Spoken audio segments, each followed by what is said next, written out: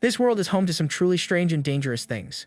Fortunately, Adventure used their shields to protect everyone. With his shield raised, our hero bravely defends against a bizarre monster's attack. The creature seems surprised that its strike was blocked so easily, but the warrior holds his ground, gripping the shield with all his strength. Just then, one of his companions yells for him to get ready for an attack. The group's mages then come together to cast a powerful spell, and with a single command, they unleash a blast of fire upon their enemy.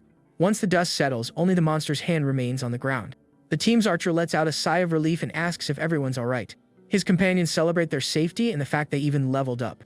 The blonde guy then thanks Marin, saying it's great to have a tank on the team. But suddenly, the entire group's expression turns to shock as they tell the knight to stop. Marin simply ignores them, preparing his knife to do that thing again. He pulls out a razor-sharp blade to begin his work. The first thing he does is remove all the hair from the orc's limbs. Right after, he seasons and cooks the meat to get rid of the foul smell. Once the cut is ready, he slices it into several small pieces. Watching this, the archer complains that he'll never get used to such a gross sight. The girl asks why he eats it, but the mage points out that he tries to make it taste good. To finish the dish, he adds a small garnish for a special touch. And with a divine glow, the orc meat pasta is finally complete. But his companion still finds it disgusting, no matter how nice the plate looks. Paying no mind to her opinion, the protagonist peacefully eats his meal. Seeing him, his friend asks if monster food is actually tasty. He then offers some to the girl, who instantly recoils with a look of disgust. The knight thinks to himself that it's delicious, and the people here don't know what they're missing. He savors the taste of the juicy meat and the soft texture of the creamy pasta. His friends find it bizarre that he eats monsters with such a happy expression, calling him a weirdo. At that, the archer changes the subject, asking if they heard the news about the missing hero. The girl is startled and asks where they found him. He replies it was in the Tursan forest. The mage is shocked, having passed through there just the other day, and says he was a promising hero. Overhearing the conversation, our hero stops eating, lost in thought. He wonders just how strong the monster living in that dangerous forest must be. His friend remarks that Marin is probably just thinking about how he can eat that monster too. She then calls out to him, asking why he started eating monsters in the first place. The knight looks at them in silence, as if recalling something important. The story then flashes back 3 months, to a small village in the south. People were gathered, discussing the stopped carts after a red boar appeared on the road. One of the villagers points to a wrecked cart, saying it's impossible to travel like this. A maid arrives in town, his cart completely battered, showing just how dangerous the road has become. Because of this, no one can leave the village, and the townspeople are at a loss. An old man laments that he won't be able to see his son due to the monster blocking the path. Meanwhile, 2 merchants worry as their delivery deadline for a nobleman approaches. One of them is getting desperate. If the delivery is late, they'll be in big trouble with their client. At that moment, a man shouts from atop his cart that they won't be going anywhere for a while. He tells the protagonist he doesn't care and orders the knight to find another ride. Seeing this, one of the merchants draws his friend's attention to the helmeted warrior. He notes that the guy looks a bit ragged but seems incredibly strong at the same time. The other man then gets a brilliant idea and decides to hire the knight as their escort. He says they'll gather as many travelers as they can and asks the hero to wait a moment. The merchant named Maham introduces himself and then asks for our protagonist's name. Lying calmly in the cart, the young man introduces himself as Marin Glace. The other man thinks there's something off about him, suspecting he might be a deserter. But Maham doesn't care as long as he can handle the monsters on the road. The protagonist remains silent, listening to them talk without caring what they think. The scene then cuts to a dark forest, showing a pair of eyes filled with despair. Someone wonders why this happened while staring at a severed arm on the ground. He then discovers the body of the hero, who is brutally taken down in the forest. Horrified by the scene, the young man looks back with a face of pure panic. He trembles with fear at the terrible sight of the fallen hero in the dark woods. Suddenly, he hears a strange noise and sees a giant creature approaching from the shadows. With eyes wide in terror, he realizes there is nowhere to run, but he steels his resolve, determined to make it out of that forest alive. As he thinks about reaching a Dorama, a shadowy figure with red eyes watches him. Back in the present, Maham wakes Marin and apologizes, not realizing he was asleep. The protagonist says it's fine, and the merchant explains they were just chatting. They discuss their destinations, and Maham asks the knight where in a Dorama he's headed. He replies he's going to see his family at the St. Rai's orphanage after a long time away. Another brawny passenger asks for the protagonist's level, noting that he looks powerful. The man explains that one's level, seen through the mind's window, indicates their strength. With great pride, he shows off his own level of 23 and encourages Marin to check his. The knight then opens his status screen, revealing his level to be 95. Seeing the absurdly high number, the 2 men fall backward in complete shock. Suddenly, the cart lurches to a halt, and the driver shouts that the monster is here. Something massive charges toward them, kicking up dust and destroying everything in its path. Then, the dreaded red boar appears before them, radiating a terrifying fury. The creature bears its sharp tusks and its multiple, hate-filled eyes. The strong man yells for everyone to prepare for battle and draw the monster's attention. But it's too late, the protagonist is already face to face with the red boar. Marin finds the beast strange but figures that, in the end, it's just a red boar. He then uses his appraisal skill and sees the creature as level 62. With that information, our hero decides this opponent is perfect for a little test. The knight draws his sword and calmly walks toward the beast. The strong man in the group is startled to see him advancing alone against the monster. Desperately, he yells out, asking if the guy has gone mad and wants to get taken out. But Marin ignores the warning, standing face to face with the charging red boar. The creature roars, ready to strike, but the protagonist simply waits for the right moment. In one swift motion, the knight swings his sword in a powerful upward arc. The red boar is instantly split in two, its remains sent flying everywhere. The protagonist lands gracefully as the two halves of the monster crash down behind him. He seems a bit confused, even surprised by the result of his own devastating attack. Witnessing the unbelievable scene, all the other travelers cry out in amazement. Even Marin is speechless, wondering if he was really the one who did that. He never imagined a single blow could cause so much damage, despite the level difference. The brawny man grabs him, shouting about how incredible it was that he sliced the beast in half. He then asks if Marin is an elf or a beastman, because he doesn't seem human. All the other passengers just stare at the knight in stunned silence. The big guy claps him on the back, saying that after a display of power like that, he needs to eat. He calls everyone over for a meal, but the protagonist just stares thoughtfully at his own hand. Later that night, the group sets up camp and gathers around the fire to eat.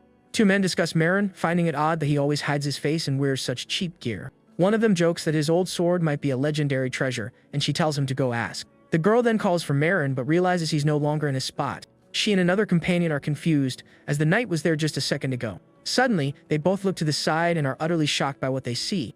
Marin was dragging the giant carcass of the red boar toward the camp.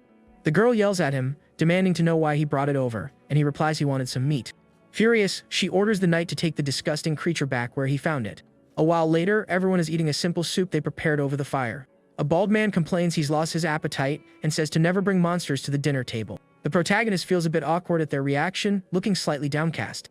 Nevertheless, he brings the spoon to his helmet to try the soup they made, but upon tasting it, he has a strange reaction, as if he's choking on it. Another adventurer remarks that the soup is delicious, but Marin seems to hate the flavor. A blonde woman then chides her, saying it's a fine meal for people on the road. Seeing the knight's reaction, she asks if he really wanted to eat that thing from before. The woman adds that besides being gross, the monster could have been poisonous. She explains the rule is to take only what's needed from a monster and burn the rest immediately. The archer says he's also heading to a dorama, so he should eat even if he doesn't like it. The men shout for help, as they are completely unable to get the beast carcass to burn. Even with a torch, the monster's body simply refuses to catch fire.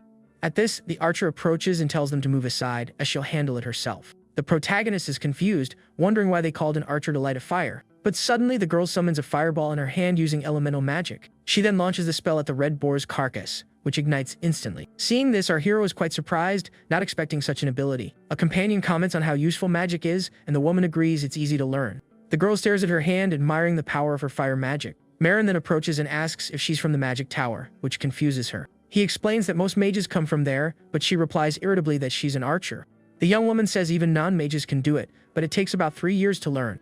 The knight remarks that basic magic is normal for adventurers and asks what era she's from. She grabs him by the shoulder and points toward the horizon, showing our hero something. Atop a hill, the woman points out the lights of a city twinkling in the night. The protagonist is stunned by the sight, having never seen anything like it before. He realizes they are magic stones used as streetlights and is thoroughly impressed. The girl explains it's rare in the countryside but quite common in the city. She adds that these days even children's toys are powered by magic. Marin observes the city from a distance, thinking how much time has passed, as it wasn't like this in his day. Near the fire, one of the men catches the scent of the roasting meat and wishes it were pork. His friend jokes that it would be perfect with a cold beer after a hard day's work. Meanwhile, the protagonist silently watches the monster's carcass burn in the fire. The next day, they finally reach a dorama and thank Marin for his invaluable help. The merchant shakes the knight's hand, expressing his deep gratitude for the protection. But our hero simply thanks them for everything with a somber and quiet expression. Watching the knight depart, the merchants wonder if he truly ate nothing during the trip. One of them recalls that the young man threw up everything he ate and ended up drinking only water. They worry it might be an illness, which is why he never removes his helmet. Maham then offers a bag of coins as a token of gratitude, but Marin says that wasn't part of the deal. The man insists it's the least he can do and bids him farewell, leaving the payment with the protagonist. Upon opening the cloth bag, our hero finds it's actually full of potatoes. He stands silently, looking at the unexpected gift, appearing somewhat moved. Next, the knight leaves the potatoes with a sleeping man nearby and continues on his way. He reflects that a lot has happened, but he's finally back in his hometown. Walking through the city, he notices the urban landscape seems very different from his memories. He then spots a bustling bakery and recognizes the place. From there, the protagonist knows that his destination is just around the next corner. The place he has considered his beloved and true home since he was a child. At last, he arrives at his destination, the Ria's orphanage, where he grew up with his family. But upon reaching the spot, he finds a toy store instead and is completely bewildered. He wonders if he took a wrong turn but feels certain the orphanage was right here. Suddenly, a man exits the shop and asks if the knight needs any help. The protagonist explains that this was the location of the St. Ria's orphanage and asks where it went. The owner replies that he's the second proprietor and has never heard of such a place. Marin insists the orphanage was here, but the man says he truly doesn't know it. Just then, an old man sitting nearby calls out to the hero and asks about the place. The man explains he's never seen it but heard it existed a very long time ago. The knight asks what he means, and the elder says he recalls a rumor. He then reveals that the orphanage burned down, leaving the protagonist stunned by the news. It turns out everything was destroyed during a terrible and violent dragon attack. The scene shifts to a memory of a dull life, devoid of dreams or happy moments. Amidst the emptiness, the only thing he could recall was the warmth of a dinner table, a warmth that came from his family, who had tragically passed on long before him. And so, in a deeply tragic manner, his first short life came to an end. He awakens to the sight of a fish mobile, wondering why the ceiling is so bright. Suddenly, two children peer down at him and excitedly shout that the baby is finally awake. One of them runs off to call their sister, while the other stays smiling at the newborn. He wonders what is happening, as his last memory was of a fatal accident. Just then, someone approaches and tells the boys not to shout and scare the baby. A person then gently picks him up and lifts him into the air. A smiling nun greets him with open arms, asking if he slept well. She tells him that from this day forward, the baby is part of the orphanage family.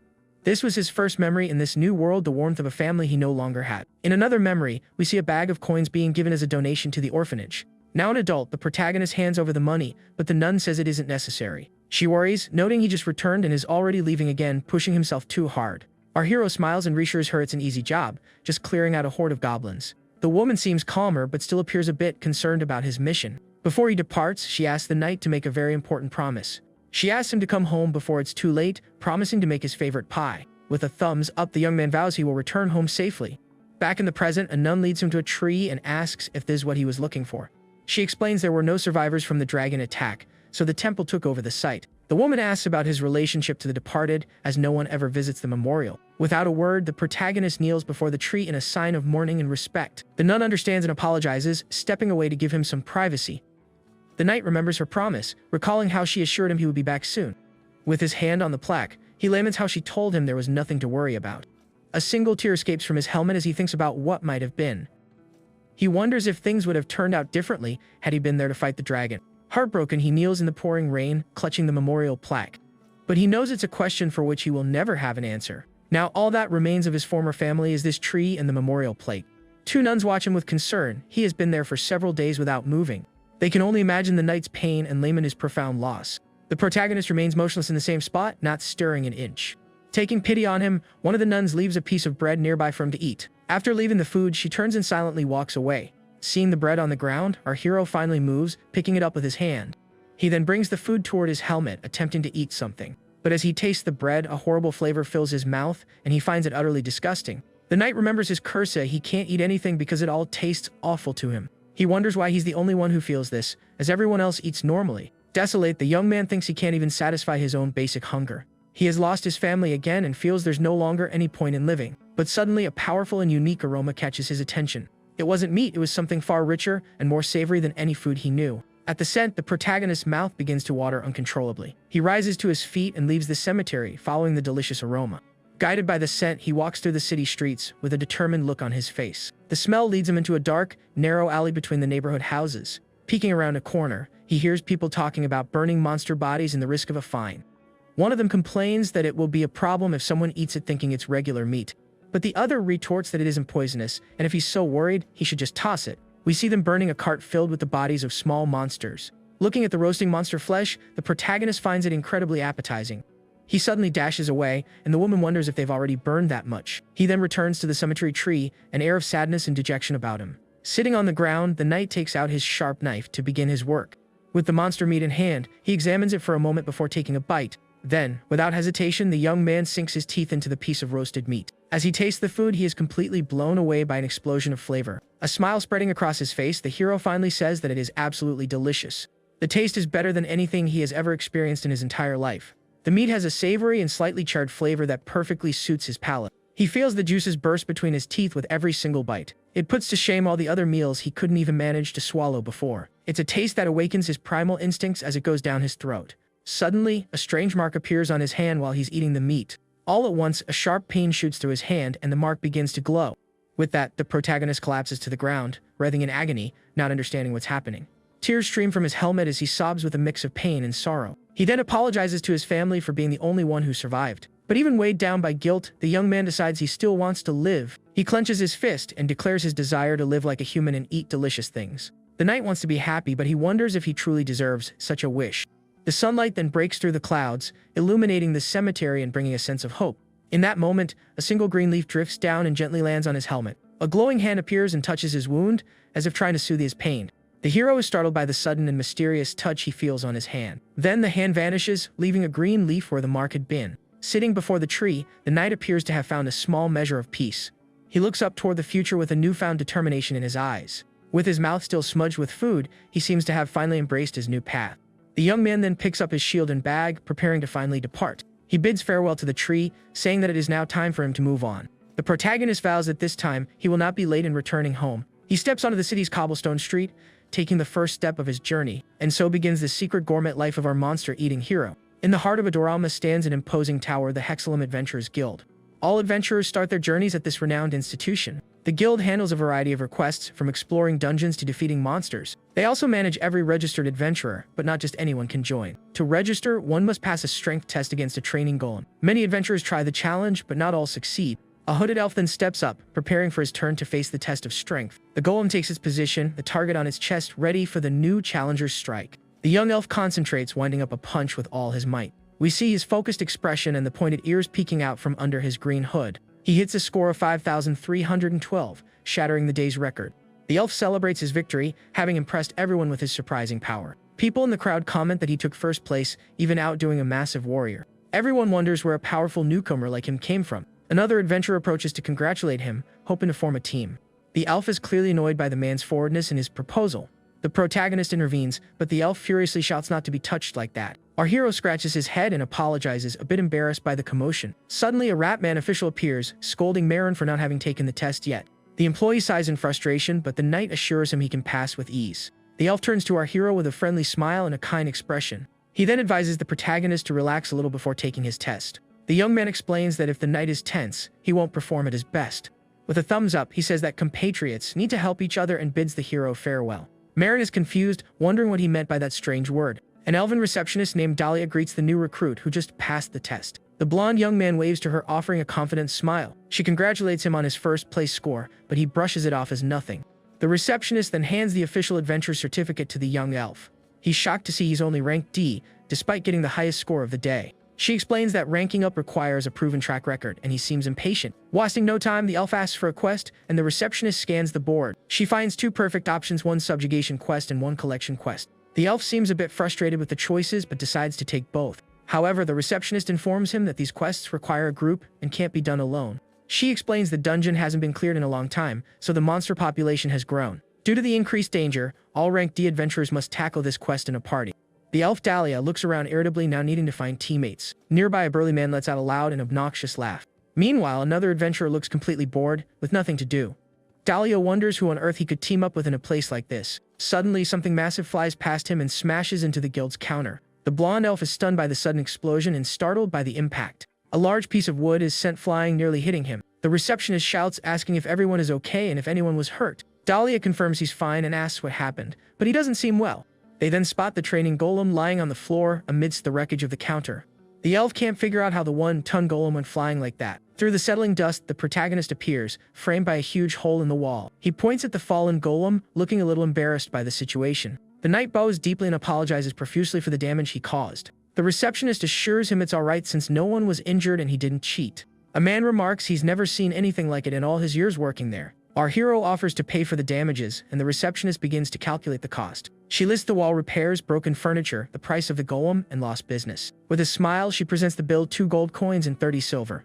The protagonist then checks his money pouch, only to find it completely empty. He asks about the payment deadline, and she says he can pay at his convenience. But with a dark smile, she warns that the guild will take legal action if he takes too long. Now an official adventurer, he must work to pay off his massive debt. The elf approaches and offers to form a team, surprising our protagonist.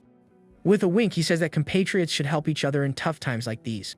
The knight is confused, wondering why the elf suddenly wants to team up with him. Using his appraisal skill, he sees that Dahlia is a level 36 elf archer. The blonde archer explains they're heading to the same place, but Marin is still wary of his kindness.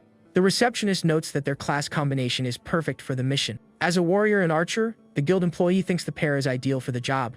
Our hero is concerned about this hastily formed team, but the elf points out they haven't even introduced themselves.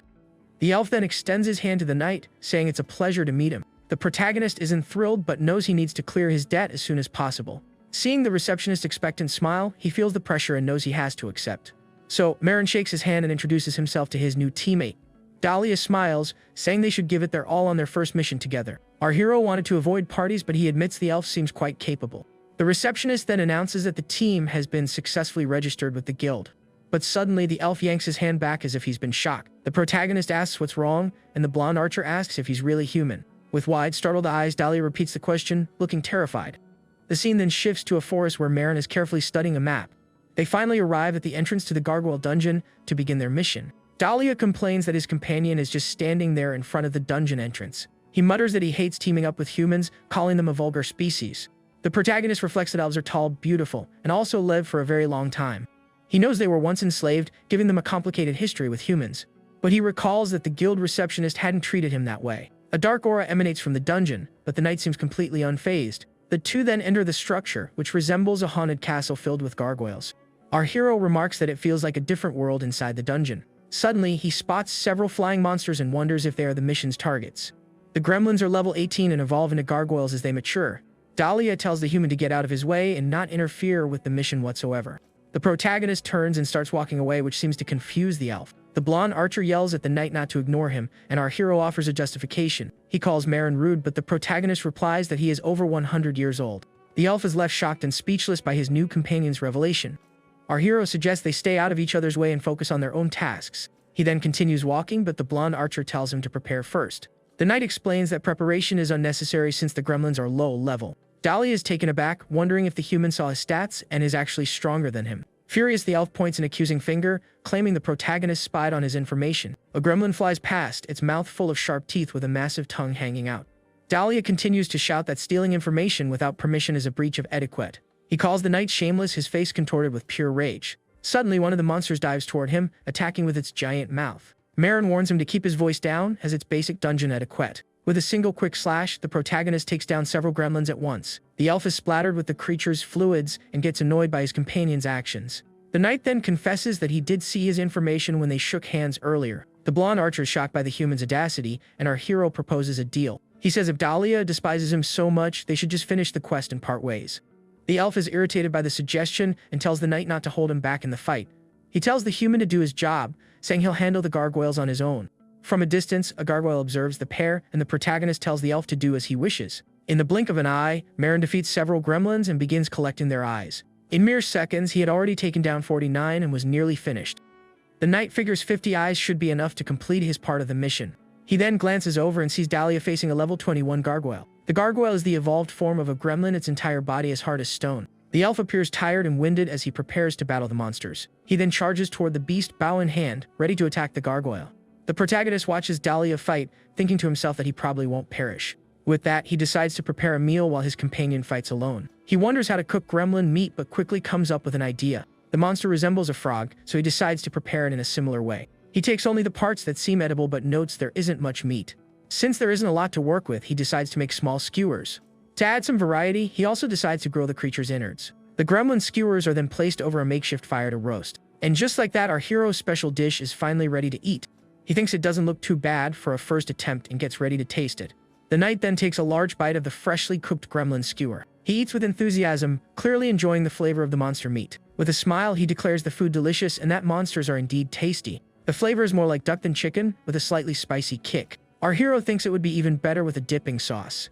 He continues to eat his skewer peacefully in the middle of the dark dungeon. Suddenly, a notification warns him that he's been poisoned and the knight collapses. He wonders what's happening and realizes he can't move his body. The protagonist understands that the spicy taste he'd enjoyed was actually poison. He panics, realizing he has no antidote to cure himself. Desperate, the protagonist cries out for an antidote, but then something clicks. He realizes the gremlin's own bodies must contain a natural neutralizer for the poison. With that, the knight rips the liver out of one of the monsters to eat it for a cure. It's a risky gamble, but he eats the raw organ, hoping to survive. A message then confirms that the poison has been successfully neutralized in his system. Relieved, the hero celebrates his survival, taking a deep breath and feeling much better. He scratches his head, thinking he was almost taken out by his own hunger. So that's why people don't eat monsters. It's not just because they're disgusting. Suddenly, Dali appears and is startled by the bizarre scene before him. He shouts, asking what on earth the knight is doing, his face a mask of panic. The elf finds him sitting on the floor, surrounded by monster parts and cooking pots. He calls humans barbarians but says he never imagined it could be this bad. The protagonist cuts him off, saying he knows elves are vegetarians. He adds that this doesn't give him the right to insult meat eaters, but the elf loses it. Dali exclaims that he's witnessing a nightmare and wants to go home immediately. He demands to know why Marin is still here when he's already finished his part of the quest. The knight explains that since they accepted the quest as a pair, they are both responsible. He also reminds him that the guild receptionist could get into trouble if something goes wrong. The elf is left speechless and flustered, knowing the human is absolutely right. Our hero then offers to help hunt the gargoyles so they can finish quickly. The elf insists he doesn't need a human's help, but the knight ignores him. Dahlia is confused by the pan in Marin's hand, wondering what he plans to do. The hero explains that he used to be a shield bearer and gets ready to fight. He uses his taunt ability, drawing the attention of all nearby monsters. Gremlins swarm toward him, their eyes glowing with rage and fury. Even distant gargoyles are drawn in by the knight's challenge. Dali is dumbfounded, wondering what a cooking pan has to do with being a shield bearer. He panics upon seeing the sheer number of monsters now heading their way. Taunt is the most iconic skill for shield bearers, used to protect their allies. Normally, the skill is used to draw enemies close, allowing the party to defend. The elf calls the protagonist insane for luring every creature in the dungeon. The knight explains that the ability is also effective for attracting flying monsters. But suddenly he realizes the skill seems more powerful than it used to be. He tosses the pan aside, deciding that's not his problem right now, and braces himself. Using his swordsmanship and martial arts skills, he boosts his damage and agility. The hero takes a stance, ready to face the approaching horde of monsters. Dahlia complains about the mess and decides to keep his distance to provide support. But he is suddenly left in awe by what happens next. In a flash, Marin defeats every single monster with breathtaking speed.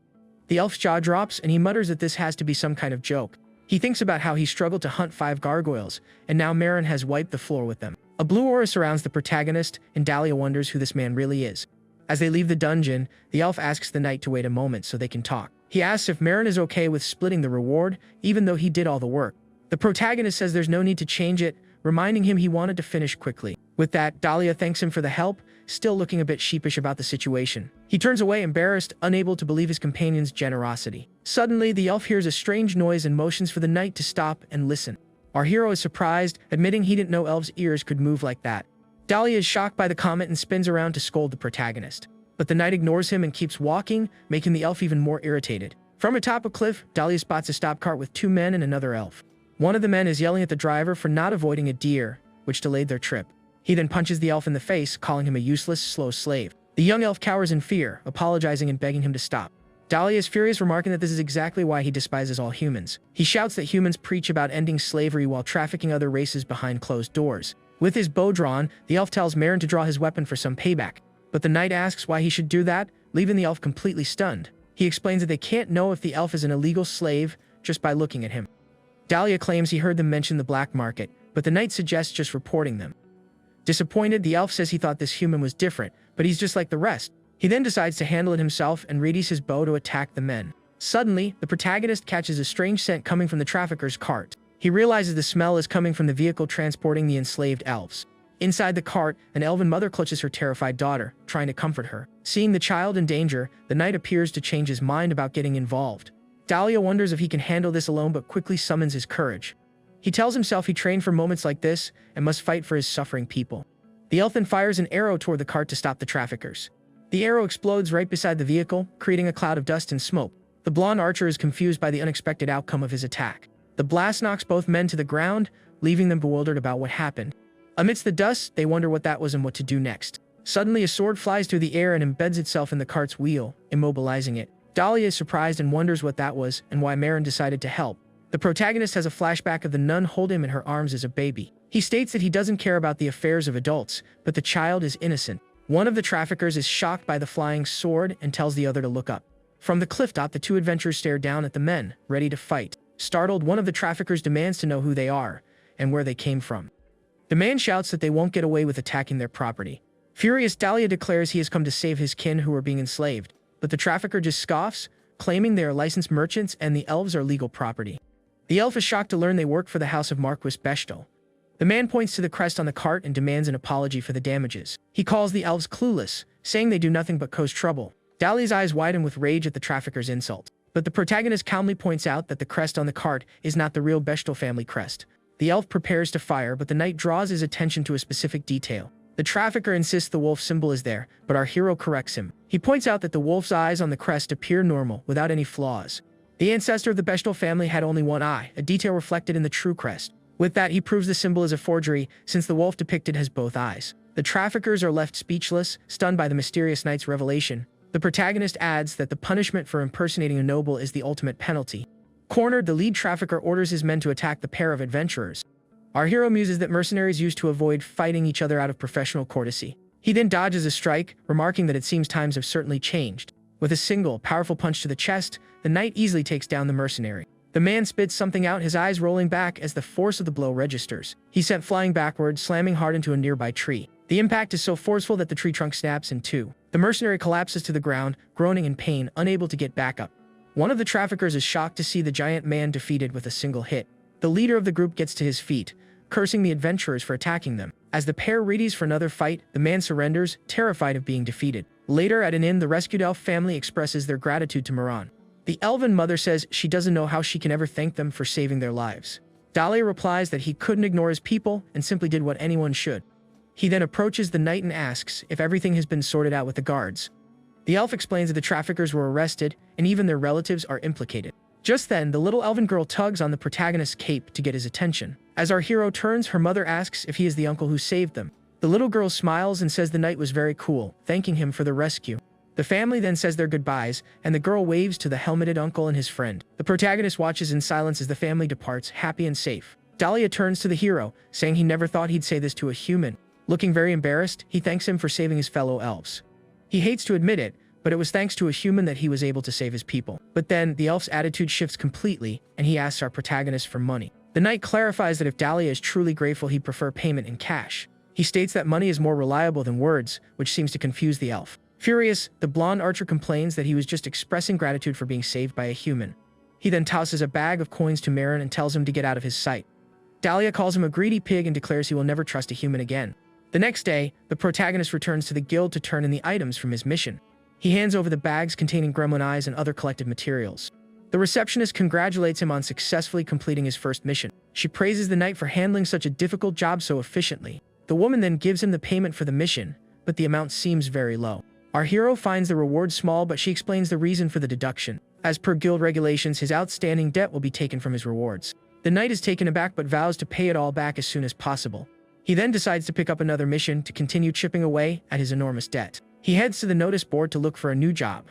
The protagonist thinks that while money is important, he's craving something different to eat. One mission is in the Stowe's dungeon, but it's only filled with rock-type monsters. Another option is an orc encampment, and our hero has never been to one before. He wonders what orc meat tastes like and if it's similar to pork. Suddenly, he hears a familiar voice and sees the girl he met on the carriage. She asks what he's doing there, and if he's become an adventurer like her. The woman jokes that she thought he had passed on, and the knight looks embarrassed. She apologizes, saying she got excited seeing him again, and decides to introduce her team. Olga is the group's leader and Hecate is the team's mage, who accompanies Mickey. She introduces Marin as the strong but light-eating mercenary she met. The girl boasts that the three of them have been a team for a long time and work well together. Our hero thinks that a party of 2 archers and 1 mage is a bit unstable. She explains they've been looking for a tank for a week and can't enter dungeons without one. With that, she extends her hand and makes a proposal to our protagonist. Mickey invites him to join their team as the tank they desperately need. The knight is left surprised and speechless by the girl's unexpected offer. The scene then cuts to a forest where the new group is hunting orcs. A giant green monster attacks Mickey, but she manages to dodge the blow just in time. The beast rears back to strike again, but the protagonist blocks it with his shield. The orc roars in pain from the impact, and the mage casts an explosion spell. The magic detonates right in the monster's face, dealing massive damage. The orc's hand falls to the ground, signaling the team's victory over their foe. Mickey celebrates their synchronization, noting they've already defeated 2 monsters today. She says that since Marin joined, their hunts have become much easier. Suddenly, the group hears a strange rumbling, and Olga wonders if it's an earthquake. But then, a horde of furious orcs appears, charging straight for them. Mickey is terrified by the sheer number of monsters, guessing they heard the others' cries. With no time to think, Olga shouts for everyone to run for their lives. But Hecate trips and falls, getting left behind as the others flee. A giant orc closes in on the fallen mage, raising its club to attack. The girl is paralyzed with fear, unable to move or react to the impending strike. Her eyes fill with terror as she watches the monster's club swing down toward her. But suddenly, her vision is filled with red, and the mage doesn't understand what just happened. The protagonist had appeared, defeating all the orcs in an instant to save her. The others rush back and ask if she's okay, and the mage nods relieved. Olga is stunned by the knight's power and wonders just how strong he really is. The last remaining orc struggles to its feet to attack, but is already riddled with arrows. After taking down 10 monsters, the leader decides it's time for a short rest. They talk about Marin's incredible strength and how he saved Hecate from the orcs. The mage then realizes she hasn't thanked him, and looks around for the knight who saved her. She sniffs the air with her beast-like nose and catches a very familiar scent. Hecate notes that it smells like roasted meat, which Mickey finds strange in the middle of a dungeon. They find the protagonist alone by a campfire, roasting something over the flames. Mickey jokes that he was the source of the smell and should have told them. But they are horrified to see that the knight is cooking the orc meat. Mickey shouts, asking what he's doing, since that wasn't part of the mission. The protagonist had prepared a delicious grilled orc thigh to try. He expected to be like pork, but the aroma is more like a mix of beef and pork. With that, the knight takes a huge bite of the meat to discover its flavor. He is amazed to find that the taste of the meat is truly delicious. With each bite, the juices explode in his mouth, and the flavor is perfectly cooked. His friends look on in disgust as he eats the monster meat with such relish. He thinks that next time, he'll season it with salt and pepper to make it even better. With a fork, the hero admires the orc steak, thinking there's no way it could be bad. He loves the simple seasoning and the aroma of the pepper, which pairs perfectly. Olga and Mickey are in disbelief that he's actually enjoying the food. Mickey motions for the others to get away from the knight, as if she's afraid of him. He thinks the team is done for but muses that he can use orc meat in other recipes. Suddenly, Olga calls out to him and puts a hand on his shoulder to talk. He says he's heard of places where people eat monsters out of necessity. Mickey assures him they won't kick him out just because his tastes are a little unusual. That night, the group makes camp and Olga tells everyone to get some sleep. The next day, a massive, bloated orc suddenly appears before the team. But with the protagonist on the front line, the group prepares to fight fearlessly. The giant orc charges with its wooden club, ready to crush everyone.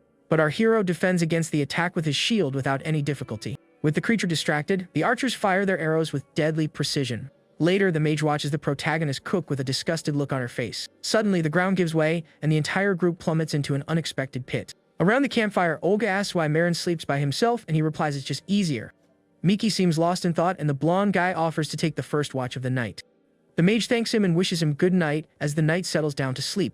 He begins to relax to the calming crackle of the campfire burning through the night. As he sleeps, the protagonist begins to dream of memories from his distant past. In his dream, he sees his old party laughing about a priest who loved to brawl. One of them asks another why he went to gather firewood when the fire was already lit. The hero fondly remembers the gentle smile of one of his old friends. Suddenly, a voice shouts Marin's full name, jolting him from his sleep. He sits up confused to see his entire team standing over him, looking serious. The knight asks why everyone is awake when it isn't his turn for watch duty. Hecate then points a glowing hand at him and tells her companion not to move.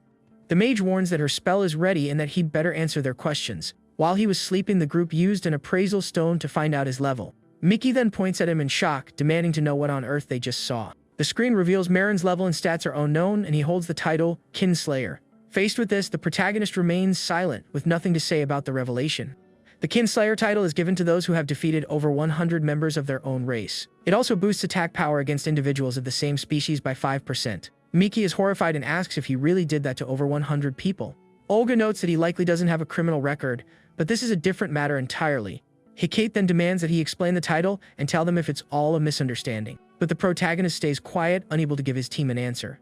His companions press him, asking why he won't say anything and if he joined them with ill intent. The knight turns away and simply apologizes, offering no explanation. Hearing this, Olga says he can't ignore this, regardless of his strength or his diet. The party leader states that he can no longer trust someone with a history like that. Because of this, he decides that he wants the protagonist to leave the group immediately.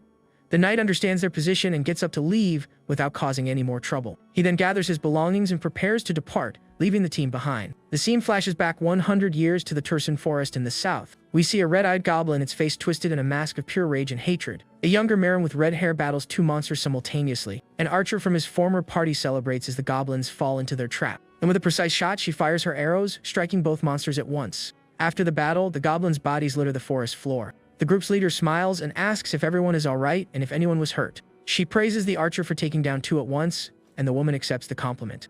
A companion says there are 18 left, but Marin calls him all talk for not fighting. The leader ignores their bickering and asks if he has organized the proof, kill tokens. She then calls for Charlotte, and the protagonist says he's ready to move on. Walking through the forest, the group complains about the receptionist and the lack of goblins. They speculate that the monsters have either gone into hiding or moved deeper into the woods. The hero's friend jokes about it, but Marin freezes, sensing something is wrong. He tries to get his companion's attention, but no one seems to hear him. Suddenly, his entire team turns to face him, their eyes glowing a vacant red. Terrified, the young man finds himself surrounded by eyes asking why he did it. A voice then questions him, asking why he was the only one who survived the attack. At that, the protagonist wakes up from the nightmare with a startled scream. Sitting up in bed, the knight is breathless and shaken by the terrible memory. He gets up and looks out the window of the inn where he spent the night alone. From the second floor, our hero observes the activity in the main hall below. As he descends the stairs, he notices that everyone in the tavern is staring at him. People whisper amongst themselves, wondering if he's the guy from the rumors. One of them says he's the slayer who preys on newbies and is shocked to see him at the guild. The protagonist figures the rumors have spread and that people always tend to exaggerate. He decides to ignore them and heads to the counter, where the receptionist has something for him. The woman congratulates him, announcing that as of today, he's been promoted to rank C. Spotting a harpy quest, he imagines fried chicken and thinks he'd like to try it. Suddenly, a voice calls him a greedy pig, and the protagonist turns around surprised. It was Dahlia, the elf he'd met before, who greets him with a sarcastic tone. The blonde archer then comments on the rumors, but our hero ignores him, taking the harpy quest. Irritated, Dahlia shouts at him, and suddenly the knight sees a pair of red ears pop into view. A beast girl asks if this is the human Dahlia was talking about. She turns to the protagonist with a confident smirk and gets right in his face. The elf then introduces her as the leader of the new party he just joined. The woman introduces herself as Imotar and says she's heard of him, but Dahlia quickly cuts her off. Our hero sizes her up, thinking she looks like a martial artist based on her gear. Using his appraisal skill, he discovers she's level 59 and her class is priest. The knight is flabbergasted, wondering if he's seeing things because her class is priest. Imotar proudly confirms her class, but the protagonist still doesn't get it. He thinks that priests are support units and that she looks nothing like a holy person. Dahlia explains he was looking for a non-human party and came across a recruitment notice. The woman says she heard the rumors at the guild, which is why she made the suggestion to the elf. Imotar says she approved of him because, even as a human, he holds the title of kinslayer. The protagonist claims he has no idea what they're talking about, and the elf scoffs. With a grin, the beast girl extends her hand and invites the human to join their group. The knight is skeptical of the offer, but the woman asks if he has any other choice. Our hero glances around and sees everyone in the guild whispering about him. With no other option, he agrees to join the party temporarily for the guild mission. Imotar celebrates the human's decision, and Dahlia smiles, pleased with the outcome. The leader says they're going to test his skills, and the knight asks where. With a determined look, the girl replies that their destination is obvious.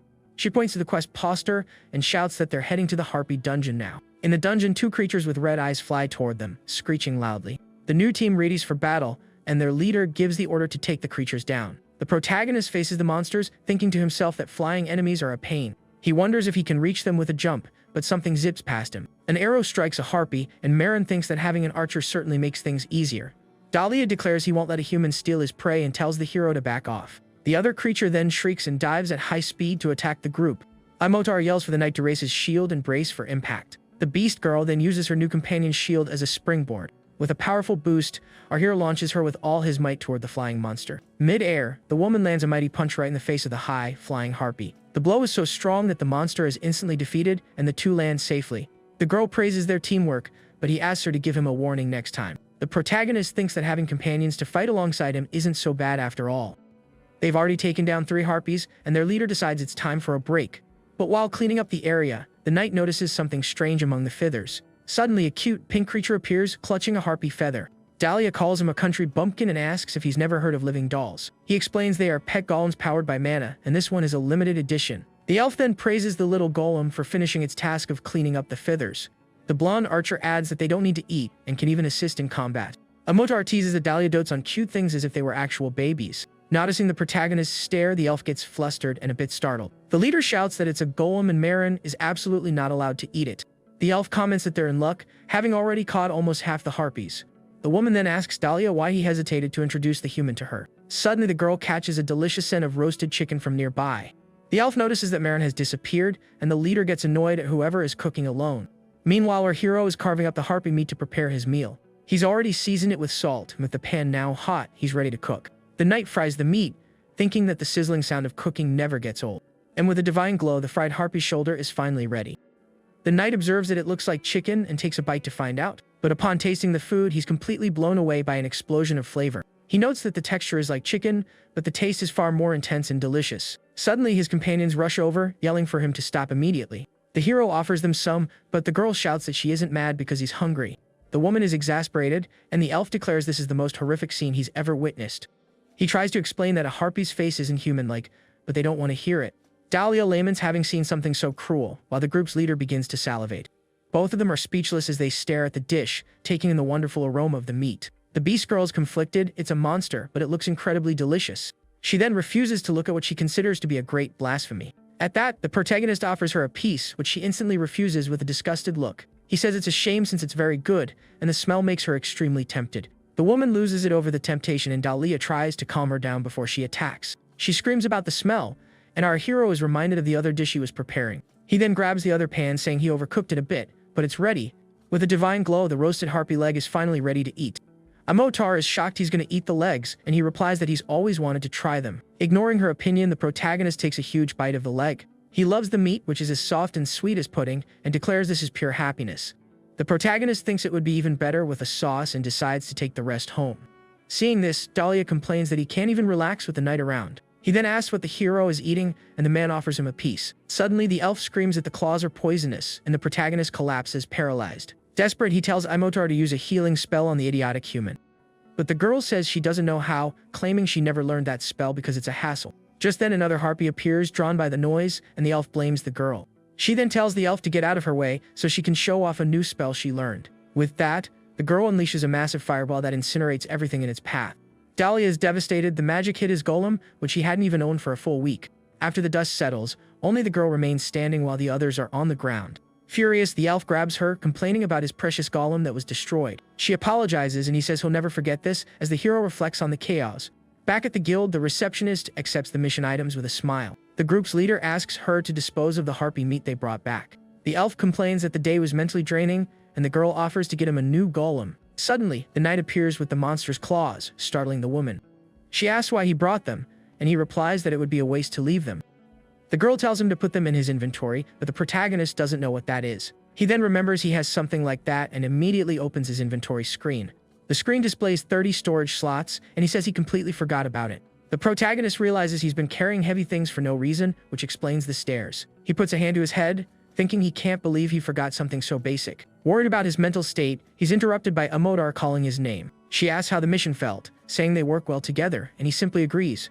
With that, the leader extends her hand and invites him to officially join their party. The knight shakes her hand, and she celebrates that they are now a real team. He thinks it's better to have allies than to go on missions alone. So, the protagonist finally accepts, and the girl celebrates with a joyful shout.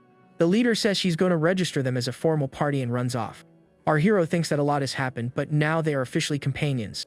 Dahlia corrects him, saying he's counting on him for the rest of his short human lifespan. The knight then thinks of Charlotte and says he's counting on her as well. He remains silent for a moment before formally greeting his new teammates. The girl returns excitedly, announcing that the party registration is complete. She shows them the paper with the team's name, and both of them are shocked by what they read. With a huge smile, the leader announces that the party's name is the Messy Team. The elf flips out, asking why she would register them with such a ridiculous name. She explains that she heard the human muttering the word and decided to use it. She says she liked the sound of it and that it spoke to her heart somehow. The elf continues to protest, but the leader insists she couldn't think of any other name. Desperate, the blonde archer laments that all his future achievements will be tied to that name. The protagonist ignores their argument and decides to head back to his room to eat the meat. The girl calls after him, asking where he's going, but he just says he's going to his room. At that, the leader decides to throw a welcome party for the new member of the group. Later, at a tavern, the team toasts to the mission's success and their new member. Amotar tells everyone to eat and drink their fill as the night is still young. Dahlia still hasn't accepted the name, but the girl says it's already registered and can't be changed. The elf gets annoyed, but our hero just stares at the delicious-looking food on the table. He sits in silence observing the feast, unable to eat any of it, but he decides to take a bite anyway, not wanting to be rude to his friends. Dahlia complains about the food's taste, while the knight finds it as awful as ever. The leader then changes the subject, saying she has something to discuss with the protagonist. Deep into her drink, she reveals that the party's goal is to become rank A. Our hero asks why, and she explains that they each have their own reasons. It is explained that adventurers can advance in rank by passing promotion exams. To reach rank A, one must be recognized by the guild for their strength and accomplishments. And the content of the promotion exam is a mystery to nearly all adventurers. The girl then begins to talk about her motivations, but the knight seems distracted. Amotar reveals that her younger siblings are still enslaved, having been captured by humans. A man promised that if she raised the money within 3 years, he would set them free. She explains that the only way to free them is by paying to buy their freedom. The protagonist is confused by the word revolution and doesn't understand what it means. The other two are shocked, asking if he's unaware of such a recent major event. Dahlia then decides to explain this important event in simple terms. He recounts that for centuries humans enslaved other races for various reasons. His own family was among those captured and exploited by humans. They were locked in prisons to prevent escape and used to fulfill selfish desires. Many of his race withered away in those dark cells, losing both body and spirit. And any who tried to escape and were caught met a terrible and cruel end. Tired of the tyranny, many races united to form an alliance against the humans. This marked the beginning of the revolution, which humans referred to as the War of the Races. They presented several demands to the humans, one of which was the abolition of slavery. The alliance declared all-out war if their demands were not met. In the end, the humans accepted the conditions and signed a peace treaty between the races. With that, once hidden races began to emerge, and now it's common to see them. Dahlia explains it's because of this treaty that they are allowed to be adventurers. That's why she became an adventurer, to earn money quickly and free her family. The knight then turns to the elf and asks about his own circumstances. Dahlia reveals that his goal is to become the elder of the forest where he grew up. His family has protected the forest for generations, but the role is forced upon each child. Even though his older sister detests the idea, everyone is pressuring her to take the position. The blonde archer then clenches his fist, stating he is more capable of protecting the forest. The council decided that if he can prove his worth, they will allow him to become the elder. For that reason, becoming a rank A adventurer is a necessary step toward his greater goal. The protagonist thinks that everyone here has a desperate reason to fight and succeed. The elf says they would be happy if he joined them in their goal as well. The group's leader then asks if the human has a goal he wishes to achieve. The knight is reminded of the tree in the cemetery and his own lost past. His companions notice his silence and tell him he doesn't have to talk about it if it's too difficult. But our hero clenches his fist and says that perhaps this was his purpose all along. With firm resolve, the protagonist reveals there is a dragon he intends to defeat. The other two are stunned by this revelation and ask if he really said, "dragon." He then clarifies that it's the same one that attacked Adorama and burned the village to the ground. The knight says that when he finds it, there is something he absolutely must do. His friends fall silent and our hero thinks they must assume he's joking. But suddenly, the elf smiles and says the human's ambitions are even greater than theirs. The girl jokes, asking if he plans to eat the dragon, and calls him completely insane. Hearing this, the elf adds that ranking up is also his goal to gain access to more information. With their goals aligned, the three of them toast and resolve to do their best together. The next day, the sun shines over the city as the new team prepares to get started. The protagonist decides to take it easy and cook a hearty meal for everyone. However, he realizes he's out of money after paying for his room at the inn. Even though cooking oil is expensive, he decides to heat up the pan to start cooking. He then uses his storage skill to retrieve the meat he had saved. A blue light glows in his hand as he accesses his personal inventory. He is surprised to see that the raw meat is perfectly preserved inside. The knight realizes his inventory is the perfect food storage space for him. The first thing he does is whisk the eggs to prepare the batter. Next, he carefully coats the pieces of meat in breadcrumbs. Then he drops the meat into the hot oil, and the sizzling sound fills the kitchen. Our hero smiles, thinking the sound of frying food is something he'll never get tired of. He flips the pieces to prevent burning and fries them a second time to get them golden brown. And with a divine glow, the fried harpy thighs are finally ready. He thinks that for a first attempt, the dish turned out very well and prepares for a taste. The knight then takes a huge bite of the fried thigh he just prepared. The crispy coating and juicy meat create the perfect combination for him. He finds the flavor similar to that of a meaty crab and absolutely loves it. The more he eats, the more he wants, and he's glad he made enough for everyone. Suddenly, he hears Dahlia's voice calling for him and knocking on his door. The elf complains that it's already midday and tells the human to open the door. The protagonist opens it, and the blonde archer asks why he's wearing his helmet inside his room. Dahlia says he has something urgent to discuss, but the knight was in the middle of a meal. The elf then reveals that there seems to be a serious problem with their party leader. Our hero invites him in and asks what happened and if it's important. Upon seeing the plate of food, the blonde archer freaks out, asking if he's cooking again. But he regains his composure, saying the girl is the priority right now, not the food. The elf then asks the knight to keep it a secret and requests to borrow some money. The protagonist is confused, having no idea what's going on. With a dark aura, our hero says he doesn't want to hear it and tells the elf to leave. He warns that if the reason isn't good enough, he will kick him out immediately. With a serious expression, Dahlia reveals that Imitar was deceived by her human master. He reminds him that she was saving money to free her siblings from slavery. The reason for the party's break was for her to visit them, but something went wrong. It turns out the master broke his promise and was preparing her siblings for an auction. The elf believes the human planned it all just to toy with the girl's emotions. When she begged him to stop, he said he would cancel it if she paid him within 5 days. The price was 10 gold coins per person, making it 20 gold coins in total. Converting it to his old currency, the knight calculates the outrageous ransom amount. He figures that 20 gold coins is roughly equivalent to 2 million yen. The elf explains that the proud girl begged him to save her siblings, so the protagonist asks if he came to collect the money on the leader's behalf. The blonde archer then swears on his name that he will pay every last coin back, but the knight refuses, stating he has no reason to trust him, nor does he have the money. Dahlia grows concerned, reminding him that her siblings are just little children. Our hero recognizes the emotional manipulation, but the elf claims he's just stating facts. The knight asks what he gets out of lending the money, and the blonde archer has no answer. The elf has no way to guarantee repayment, and the protagonist becomes thoughtful. Cornered, the blonde archer clenches his fist, wondering if this is his only option. Suddenly, he calls out to the human and leans in to whisper something in his ear. He asks if the knight possesses the wind, a tribute among his affinities. It's explained that elemental affinity determines which element a person is best suited for. Magic used with one's affinity consumes less mana and is more powerful. This affinity is determined at birth, and most people are born with only one. However, some geniuses are born with 2 or more and become great mages. With a determined look, the elf makes a proposal to our protagonist. He promises to bestow upon him the blessing of the spirit, of the wind attribute if he helps. Our hero wonders how someone can just give an attribute, and the elf gets annoyed. Desperate, Dahlia swears on the name of his forest and asks if he believes him now. With a sigh, the protagonist accepts the deal and gets up to set the plan in motion. He then tells him they should go, and the elf seems somewhat relieved by his decision. The two of them leave the inn and start walking through the city streets in the morning. The blonde archer then asks how they're going to get that much money so quickly. Our hero reveals his plan to hunt in a high-level dungeon and sell the drops. Dahlia is shocked as the guild strictly prohibits entering dungeons above one's rank. The knight says he's aware of the rule, but it's the only way to get the money in time. The guild severely punishes rule breakers with fines and mission suspensions. Any adventurer caught could even lose their license and never work again. Besides, the knight points out that those dungeons are far away and would take time to reach. The round trip alone could take up to 4 days, which is too long for them. He then asks how the elf planned to get the money to help their friend. The blonde archer says he was going to use his savings, and our hero asks if he has any. He then asks if Marin has any savings set aside for an emergency. The elf suggests he sell something, but our hero remembers he owns nothing of value. He then opens his inventory, searching for anything he could possibly sell. Among his items, he finds a pair of earrings that might be his only option. The two then agree to pool what they can and meet up later to figure things out. The scene shifts to late afternoon, the sky orange as leaves fall from the trees. We see a hooded figure walking down a dark, abandoned alley in the city. The mysterious person hides behind some crates, peeking into a dimly lit shop. The owner asks what the person wants, and they approach the counter in silence. The figure says they have something to sell, and the man replies that he buys a bit of everything. With that, the protagonist places the pair of earrings he found in his inventory on the counter. The man is surprised and says he should be selling something like that at a jewelry store. But suddenly, the merchant recognizes the jewelry and is completely floored. He shouts that they are the Pleiades fragments, a rare and practically unobtainable item. The knight explains that an old companion gave him the earrings as a gift.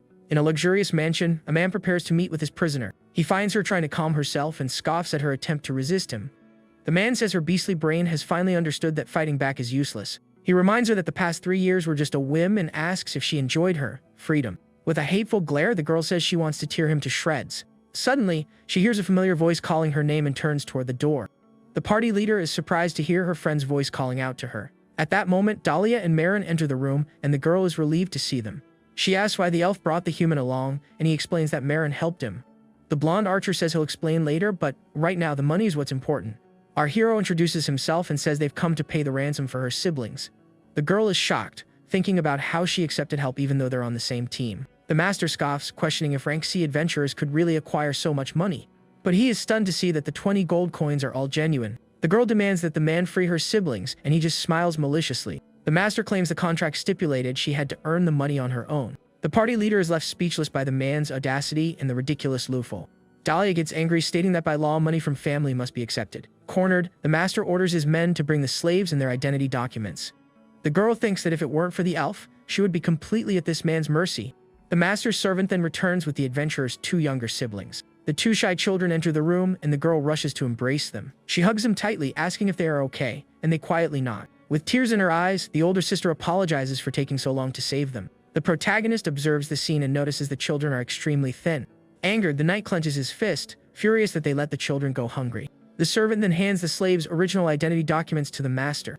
The man says he's getting rid of them, and that their deal is now concluded. The girl then uses her magic to incinerate the papers and free her siblings. With a fiery glint in her eyes, she burns the documents of servitude forever. The master says her siblings may be free, but she is still his slave. With a dark smile, he threatens the group, and our hero steps in front of the girl.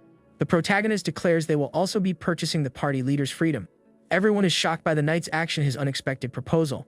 The girl protests that she doesn't need his help and can take care of herself. But our hero ignores her and asks the master for the price of her freedom. The man laughs and apologizes, saying that unfortunately she is not for sale. He explains she's already listed in today's auction, and he can't cancel it. The knight then resigns the deal, and the master says he can still buy her. The man suggests they participate in the auction and place a bid for the girl. The party leader is confused, saying no one ever mentioned her being auctioned off. Dahlia shouts at the master, accusing him of blatantly lying to their faces. With a smirk, the man states that the sale of slaves is his legitimate right. The elf gets furious and calls him a scoundrel, but the protagonist calms him down. He tells the blonde archer he's being childish and needs to use his head more. Our hero explains the auction is just a lie designed to torment the girl. So he declares they will buy her at the auction, which surprises the woman. The knight asks her to wait, assuring her that he has a plan. He turns to the master and says that every child needs a guardian. He remembers a woman lovingly caring for children at an orphanage. And then he recalls a man placing a comforting hand on a child's head. The protagonist then approaches her and says that this also applies to her. He remembers the nun saying every child deserves protection and has a reason to live. Our hero tells her she is the only one who can keep the children safe and must look after them. He reminds her that saving her siblings isn't the end of it.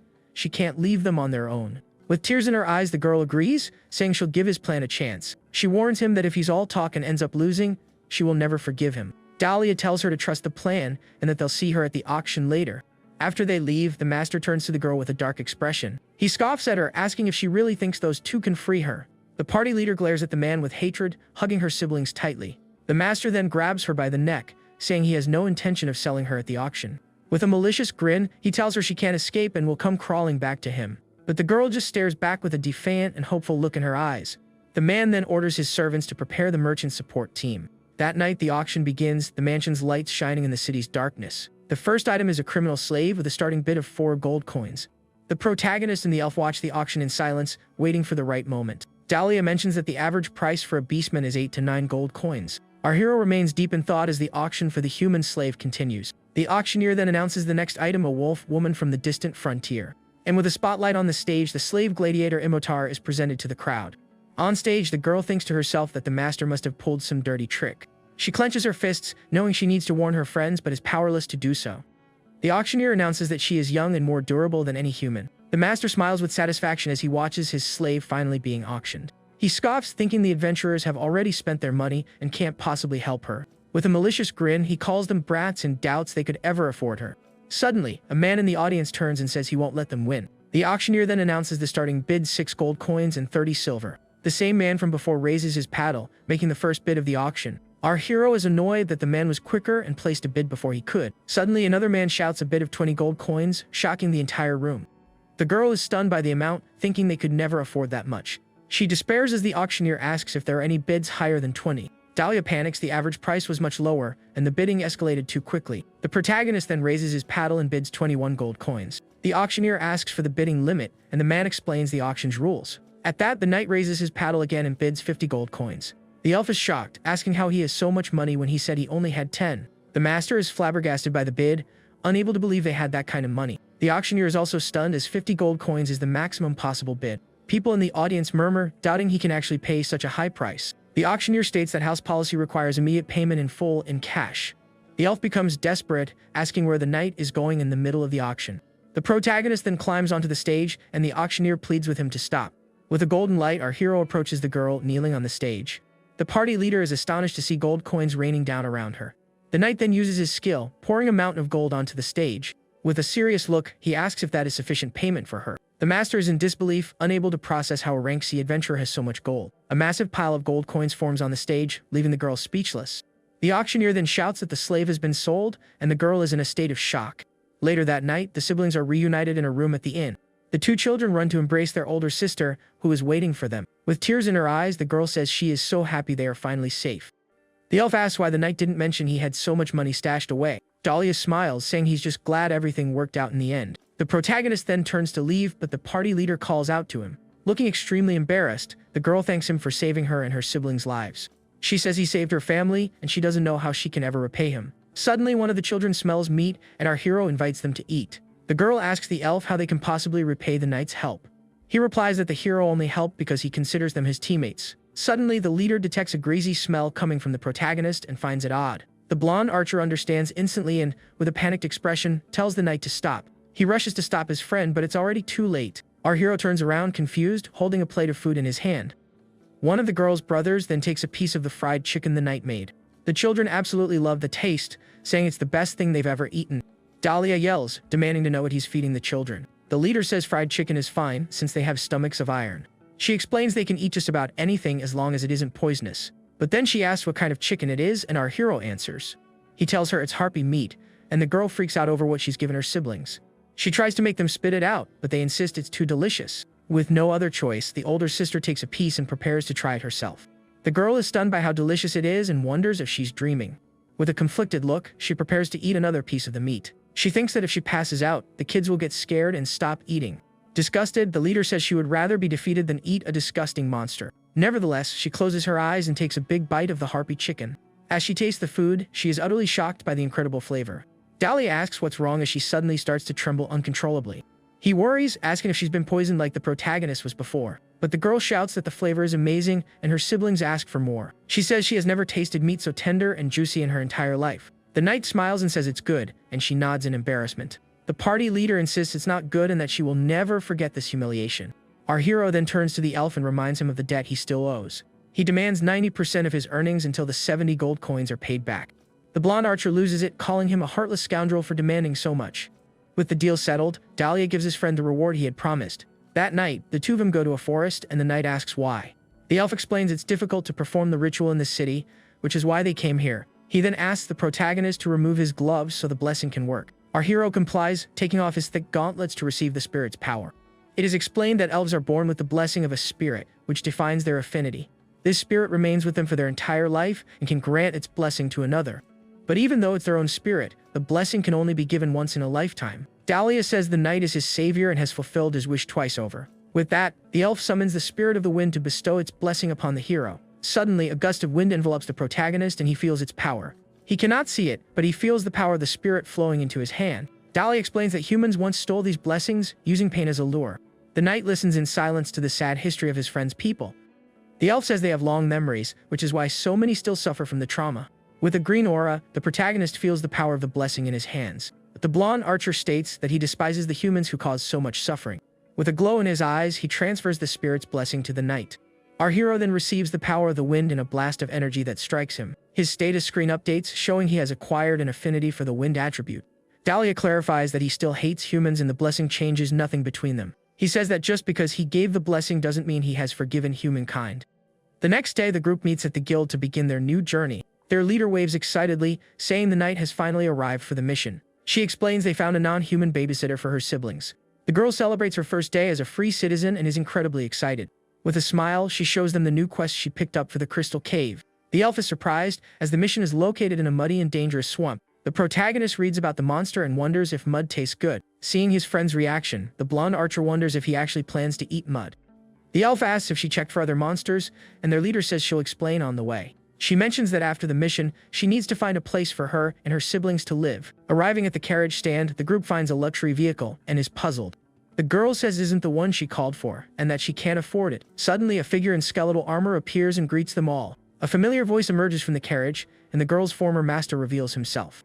The party leader recognizes the voice and is shocked to see her old master there. The man steps out with a smile, saying he didn't mean to arrive so late. The knight asks what he wants, and the man replies that he missed her. With a malicious look, he says he is there to make them a proposal. He then suggests they trade the slave back, which surprises the hero. The knight turns to face him and begins to tremble with rage at the absurd proposition. The elf freaks out, saying the matter is already settled and the deal was finalized.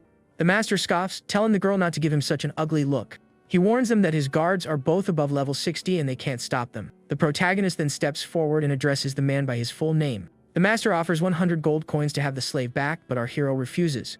The man is shocked by the refusal and doesn't understand what's happening. The elf is enraged by the master's audacity, calling him a foul-mouthed villain. At that, the master offers 150 coins, but the knight refuses again. Imodar steps in front, shouting that the hero wouldn't sell her for 100 million in gold. The man scoffs and raises the offer to 200 gold coins, still confident he'll succeed. Dahlia becomes desperate at the offer and tells the knight to stop even considering it. Suddenly, the man who handled the paperwork states that Marin was just toying with him. He then clarifies that the documents were destroyed, making the girl a free person. Our hero warns that if he disrespects her again, things will not end well for him. Full of hatred, the master calls them pathetic for acting so brave and friendly. He then says he thought he could resolve this with money, but he won't give up on her. At that, the elf pulls her back, declaring he'll have to take her by force if he wants her. But suddenly, the master is struck by a powerful punch to the face and sent flying backward. Imodar says she couldn't stand listening to him anymore and had to put an end to it. Radiating a red aura, the girl shouts that she is no longer his slave and demands his respect. One of the skeletal knights prepares to attack the girl for her insolence, but the protagonist stops him, warning him not to draw his sword so recklessly. In one swift move, our hero slams the skeletal knight onto the ground with immense force. The other guard is angered by this and readies his bow to attack our hero. The protagonist then bends down and picks up a small stone from the ground to defend himself. He then throws the stone with such force that it slices through the air like a sharp blade. The guard is hit dead on, spitting something out before collapsing in defeat. The master then demands to know his level, and Marin reveals that it's 95. The girl is shocked to learn the protagonist is level 95, and the elf is equally surprised. With a smirk, the girl grabs the master, saying they aren't finished yet. Suddenly, a scream of pain echoes down the street as the man's beating continues. The elf then warns her they'll be late for their carriage and need to leave soon. With a smile, the girl says she has finished her work and the man is now unconscious. She stretches with satisfaction and tells him never to show his face around here again. The master, lying on the ground, threatens that he'll make them regret this when he informs the Merchants Guild. With a dark aura, the knight says the rumors about him already make it hard to find a party. He then warns that crushing a Merchants Guild is far easier than finding a new team. With that, the protagonist delivers a powerful kick, shattering something with great force. The man's carriage explodes into 1,000 pieces, leaving him stunned by the destruction. Our hero then warns him to know his place and that this was just a small warning. The scene then shifts to the crystal cave, where purple crystals glow all around. Inside, the elf shouts that the monsters are weak to fire and tells someone to light a torch. The girl then gets an idea and Dahlia panics, begging her to stop immediately. But it's too late. Imotor unleashes a massive fireball that incinerates everything in its path. The elf complains that she needs to practice that skill, but the girl just laughs, saying she hasn't had time. Later, the protagonist prepares a meal that looks rather disgusting and strange. His friends ask if he's really going to eat that, and the elf remarks that it looks way too gross. The knight brings the spoon to his helmet and notices the food has no scent whatsoever. He then figures the taste must be different from dirt and tries the strange food. The taste is awful, and he finds the texture to be the worst of all, like clay mixed with chewing gum. At that, the knight decides to eat the rest of the fried harpy chicken he had saved. Suddenly, the girl calls out to him, thanking him for saving her family from slavery. Our hero says she doesn't need to pay him back since she has siblings to feed, but she's still worried. She asks how he managed to get so much money and if he got involved in something dangerous. Our protagonist denies it, saying it was nothing like what she's imagining. He reveals that he sold a memento from an old companion, which shocks the girl. She worries because even if she pays him back, he can never get that item back. With a determined look, the woman faces the knight, who tells her everything is fine now. Our hero explains that they are his companions, and the way to repay him is to stay with the party.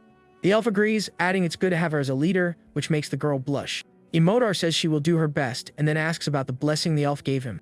Dahlia explains that it wasn't a gift, but rather payment for a contract between them. The girl asks why he would give the blessing to a human whose real face he's never even seen. She then sneaks up behind him and tries to peek under our hero's helmet. The woman asks if he has a scar, but the elf scolds her for being too nosy.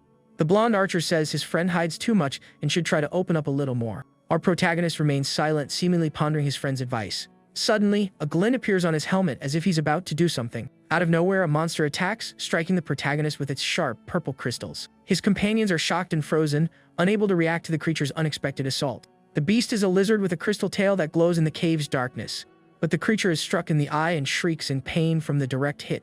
The girl then leaps onto the monster to finish it off once and for all. After defeating the beast, she turns with concern and asks if Marin is okay.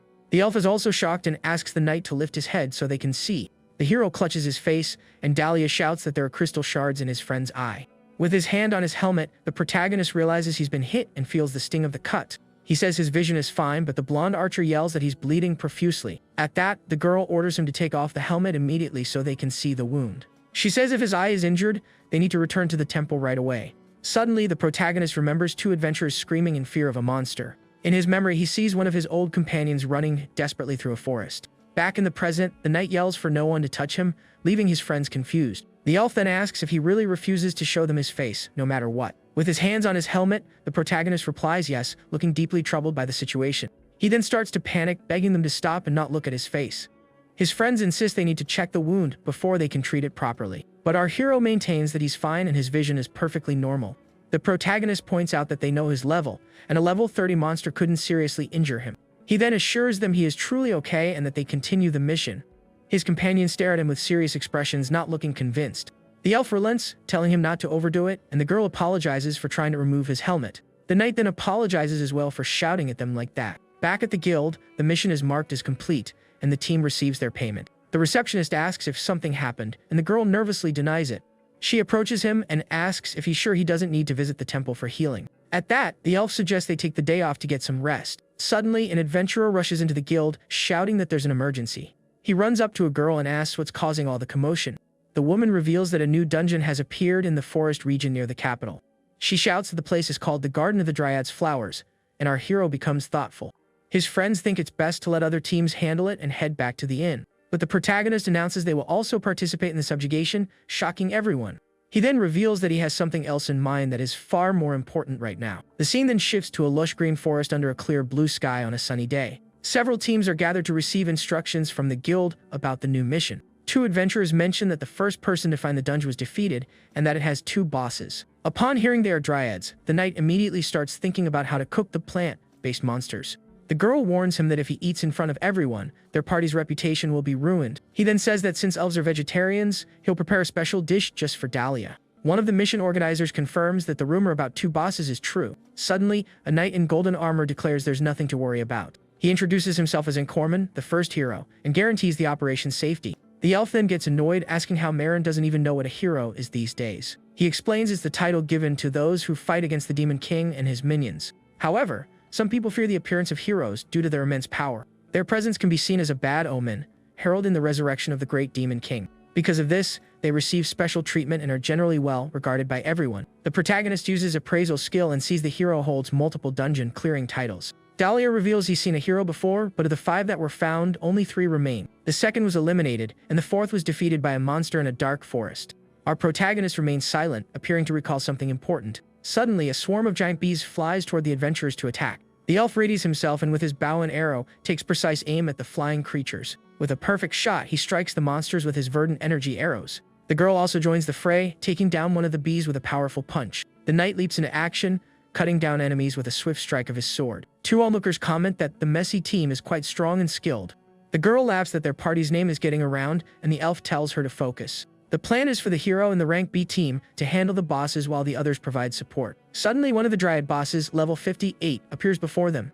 The rank B team seems to be struggling, and one of them complains that they're making a fool of themselves. The hero then enters the fight to hold the monster, asking them to keep it occupied for a moment. With his glowing sword, the blonde young man prepares to deliver the finishing blow. In a powerful strike, he slices the monster in 2, defeating the first dungeon boss.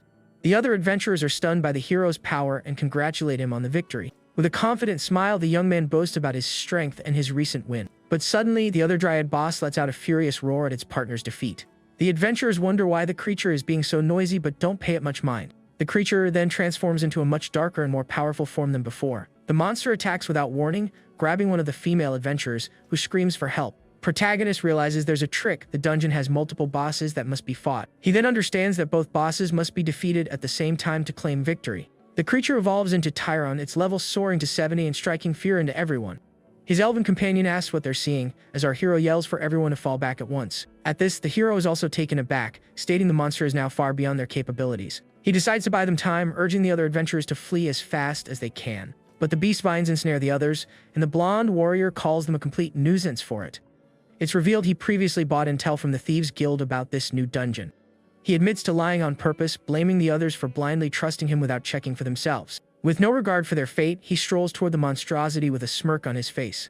The young man readies himself for battle, declaring it's time to end this like a true hero. But, without warning, the monster casts a curse, preventing him from using skills for 10 minutes. Stunned, he wonders what's happening, as he'd heard nothing about a curse ability. With that, the creature hurls him into the air with immense force, leaving no room for defense. Next, the monster smashes him into the ground with a devastatingly powerful blow. Caught in the vines, the blonde man struggles to break free, thinking he just needs to sever them to escape. Seizing the opportunity, the beast charges forward to strike the immobilized hero. He takes a direct hit and cries out, his eyes turning white from the sheer force of the impact. Witnessing the hero's defeat, the other adventurers panic and begin to retreat. Our protagonist realizes that if this continues, many more will fall. He watches the creature pursuing the others and prepares to finally enter the fray. As his sword begins to glow, the knight wonders just how much he should restrain himself. Our hero faces the colossal creature, questioning if he should hold back even a little. Lunging forward, he delivers a swift, precise strike, slashing the monster with his gleaming blade. This attack is so powerful that a wave of blue energy obliterates the surroundings. Numerous trees are sliced in half and come crashing down, showcasing the strike's raw power. After the dust settles, a notification screen materializes before our hero. Its message announces he has acquired the title, Conqueror of the Dryad's Garden. His friends rush over in shock, while the knight ponders the new title he just earned. The girl congratulates him on the incredible feat, but the elf mutters he was just showing off. Our protagonist feels a bit awkward at the reaction, unsure of what to say to his friend.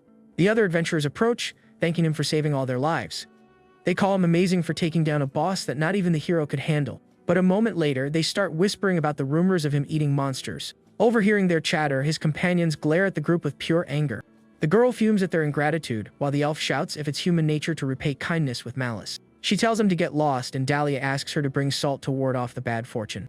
Meanwhile, one of the adventurers approaches to help the fallen hero. The blonde warrior is enraged, unable to comprehend how a C-ranker stole his conqueror title. Filled with hatred, the hero vows he will never forget the name Marin for this.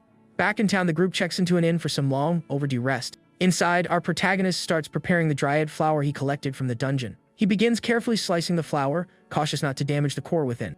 With a knife, the knight skillfully extracts the monster's core for cooking. These kernels are fist-sized and resemble a wild variety of chestnut. On their way back, they had encountered an ent and gathered the chestnuts it was carrying. To prepare them, he first removes the tough outer shells, then boils them in hot water to soften them. The peeled chestnuts simmer in a pot, surrounded by bubbling water. While those are cooking, the protagonist combines water and sugar in a separate pot for the syrup. He then brings the mixture to a rolling boil, letting it reduce into a thick, rich syrup. Once the chestnuts are tender, he adds them to the sugar syrup, coating them completely. Using a spoon, our hero drizzles more syrup over the top, ensuring each one is well covered. After they are fully coated, he covers the pot, allowing the sweet treat to rest. He lets the chestnuts cool and repeats this entire process 3 times to achieve the perfect flavor. And with a divine shimmer, our hero's Int Marin is finally complete. The knight admires the brilliant sugar glaze, pleased with the final result. Without hesitating, he lifts one of the giant chestnuts to his helmet to sample it. Upon tasting it, he's utterly stunned by the explosion of flavor in his mouth. The syrup provides a deep, complex sweetness which the tender chestnut has fully absorbed. He immediately thinks something this delicious shouldn't be eaten alone and decides to share. The elf grumbles but agrees to a taste, seeing as his friend made it so late and was insisting. With a reluctant expression, Dahlia takes a large bite of the chestnut. Upon tasting the treat, the elf is completely taken aback by the burst of flavor. He can't believe a monster's fruit could be so sweet and soft with a perfectly complementary syrup. Our hero asks if it's good, but an embarrassed Dahlia claims he just isn't used to sweets. He asks for the dish's name, and the knight answers that it's called Marin. Dahlia finds it odd he'd named the sweet after himself, but Marin clarifies it's the other way around and asks if he enjoyed it. The elf explains his master taught him to suppress his appetite, limiting even simple treats like strawberries. He mentions she was a very stern person and still serves as the captain of the forest guard. Instantly, the protagonist grabs his wrist, speaking his master's name, Rose. He then perfectly describes her a pink-haired elf who wields a spear and has a water attribute. The elf is stunned by this revelation and demands to know how the knight could know all that. Instead of answering, our hero asks if they can travel to his forest the very next day. The scene shifts to the vast Azura forest on the central continent, home to colossal trees. Our hero journeys through the woods, apparently searching for someone he knew long ago. He recalls that Dahlia's master was the best friend of a mage from his former adventuring party. He remembers a mission with a spear-wielding elf, a very uncommon sight. The knight finds it incredible that the very same elf is his new companion's master. He wonders if she would even remember him after so much time has passed. Suddenly, he spots a pink-haired elf and is shocked to recognize her. The woman turns toward him, spear in hand, and fixes him with a serious gaze. She notes his appearance, and the knight asks if she was searching for him in these woods. In a commanding tone, the elf orders the human to state his name immediately. The protagonist introduces himself as Marin, but quickly corrects himself, saying no. He then reveals his true name as Charlotte and greets his old acquaintance, Rose. A smile touches the elf's face, as if she remembers her old friend's name.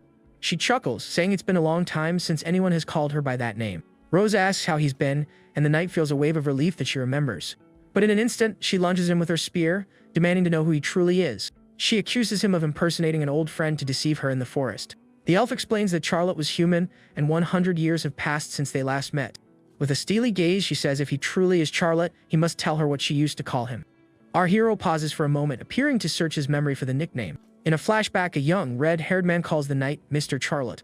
The young man offers to be the party's shield bearer, noting that someone so skilled is a rarity. But our hero flatly refuses the offer, though the young man continues to insist. The blonde youth persists, and the knight gives him a stern look. Just then, the elf joins the conversation, suggesting he could meet other races if he joined. At that, the blonde young man invites him to meet his best friend, an elf from the forest.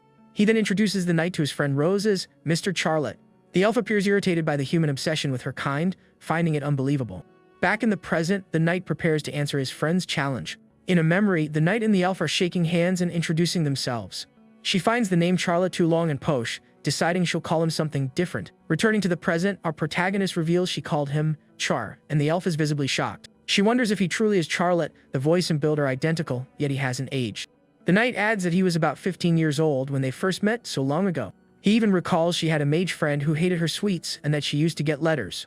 A bit sheepishly, he asks her to stop him, feeling he's proven more than enough. The elf studies him with a serious expression, seemingly convinced by his story. She thinks his innocent tone is exactly the same. It really is Char, but she can't understand how. With that, Rose is finally convinced he is her old friend returned after a century. She then tells him to follow her, explaining there's something important she needs to check. Later, inside the elf's cabin, the reflection from our hero's helmet shines in a drinking glass. She apologizes for having nothing to serve, but he assures her it doesn't matter.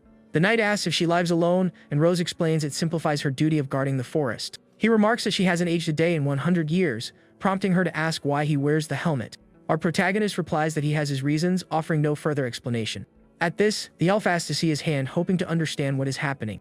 As she holds it, she realizes he hasn't aged either. Time has somehow stopped for him. He then asks if their friend Carlos is also alive and young like him. With a sorrowful look, the elf reveals that not only Carlos but everyone else is gone. She is the group's sole survivor. The knight understands, noting that after a century, any humans would have naturally passed on. The elf admits that, honestly, she had assumed all of her old friends were long gone. She explains that after becoming an adventurer, her only contact with Carlos was through letters. But then, the replies ceased and she heard nothing from him for 20 years. Following that, his party, Romancha, disappeared without a single trace. Rose says that while mercenaries vanishing wasn't unheard of, it was major news for a team as strong as theirs. She couldn't accept it and held out hope for news, but too much time passed. For that reason, she's more stunned than happy and asks how he lived without aging. Our protagonist says her name, preparing to tell his old friend the whole truth. He reminds her of the rare item she acquired the last time they partied together. It was the Arachnophobia skill book which they obtained from the Spider Queen, Regina Rana. Rose remembers that he was their group's only appraiser and identified the item for her. Placing a hand on his chest, the knight states that item is precisely why he is still alive. And with a dark expression, he reveals it's also why his former companions are gone. The scene flashes back 100 years to a verdant forest under a setting sun. The protagonist's former party is facing a horde of goblins with furious red eyes. The knight defends with his shield as the monsters swarm forward to attack. His companions are startled by the creatures, wondering what they are. Their party leader orders Charlotte to hold the front line while the others attack. Our protagonist plants his shield firmly, protecting everyone from the goblin onslaught. The group's archer knocks a glowing arrow, preparing to unleash a wide-area attack. Following this, a shower of light descends upon the monsters, wiping out several at once. The leader calls out to Carlos, and the mage confirms he is ready to cast his fire spell. A massive wall of flame incinerates the goblins, who shriek from the intense attack. After the dust clears, the monsters' bodies litter the ground, and the knight feels something is off. The archer complains that their client lied, as the area is teeming with strange monsters. One suggests retreating, but the leader insists this is no joke, concluding their intel was flowed. With a grim and worried look, another companion agrees the situation is dire. Suddenly, a cloaked figure appears, complaining that they've destroyed her creations. The archer flinches, and the knight steps in front to shield her from the mysterious figure. The leader notes something is strange about her and tells everyone to stay ready for a fight. She identifies herself as an adventurer and declares the forest off-limits to outsiders. The figure states they irritate her, and the group is horrified to realize they were test subjects. Brandishing a sharp claw, the person claims they interrupted her sacred forest ritual. As she throws back the hood, a creature covered in lizard-like scales is revealed to the party. The knight wonders about its race, sensing something is deeply wrong. He quickly uses his appraisal skill and is horrified to discover the creature belongs to the dragon race. Without a second thought, our protagonist throws himself in front of his friends to shield them. The scene cuts back to the present with the knight and Rose in her forest cabin. He is lost in the memory and suddenly speaks the full name of his fallen friend. Back in the fight, the knight is sent flying into a tree by the creature's powerful blow. He slumps to the ground, wounded, as his companions cry out his name in concern. The dragon scoffs, declaring she will use them as offerings for her sacred ritual. The leader orders everyone to prepare for battle, telling Demian to heal Charlotte. With a smirk, the creature says that even insects deserve to know who crushes them. She then introduces herself as the Golden Dragon, the apex of draconic intellect. The mage is terrified by this, and the leader warns everyone to be vigilant, as she is incredibly powerful. Carlos realizes they must flee and decides to use a spell to blind her, buying them time. But in an instant, a claw bursts through his chest, and the mage collapses gone. The archer screams her friend's name as the dragon mocks a human for daring to use magic on her. Enraged, the young woman fires an arrow toward the beast to avenge her friend. But the dragon dodges effortlessly and counters with a fatal strike, taking her down instantly. The party's leader is in shock, unable to see or even hear the creature's attack. She finally grasps how powerful a dragon can be and the immense danger they face. With wide, terrified eyes, the leader despairs, wondering what they could possibly do. She glances at her fallen comrades, seeing they can barely hold on. The leader thinks Demian's area of effect heal could save them, but he would need time. With that, the group's priest decides to draw the dragon's attention to create an opening. Their leader turns to the creature, asking what a dragon is doing in a place like this. With a malevolent glare, the dragon reveals her sole desire, the resurrection of the Demon King. She explains that as the Golden Dragon, she received a revelation about the world's future. To purify the world, the blight known as humanity must be utterly eradicated. But one being realized this before she did, the Demon King, who dedicated his life to this cause. The dragon confesses she fell in love with the powerful man and will be his queen upon his return. With glowing eyes, she proclaims herself the golden dragon who fell for the Demon King. She then reintroduces herself as this savior mad dragon and prepares an all-out assault. The priest thinks she's completely unhinged, but her rambling bought them the time they needed. He's about to cast the area heal, planning to grab everyone and make a safe escape. But without warning, the dragon appears and strikes him down, her claw piercing his chest. The leader screams his name as the creature mocks him for thinking she wouldn't see through their ruse. Furious, the warrior charges with her sword, aiming to strike the dragon and avenge her friend. Using one of her claws, the creature conjures a blade of purple energy to defend herself. In a single swift motion, she defeats the leader, who crumples to the ground, unable to fight. The dragon laughs, saying they fall like insects, and threatens to use them as her next test subjects. Our protagonist knows they can't win, everyone will be eliminated if he doesn't do something. But then he remembers the skill book, thinking he could use it to create an opportunity. A red glint appears in his eyes as the knight activates the arachnophobia skill. A message then notifies him that the assimilation debuff is activating within his body. But a moment later, the message changes, stating the debuff has been successfully dispelled. At this, our protagonist wonders what just happened and why he hasn't turned into a monster. The hero is horrified to see a severed arm on the ground, confused about what has transpired.